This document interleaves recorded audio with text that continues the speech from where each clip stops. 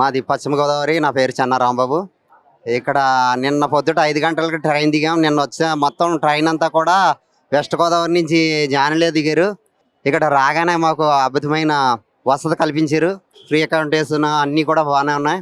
ఇక్కడ ఈ రోజు రాత్రి ఈ లోపల జనాలు అద్భుతంగా వచ్చారు చాలామంది. ఎందుకంటే మనం సరిపెట్టలేనంత జనం వచ్చేసారు, ఊహించినంత జనం వచ్చారండి.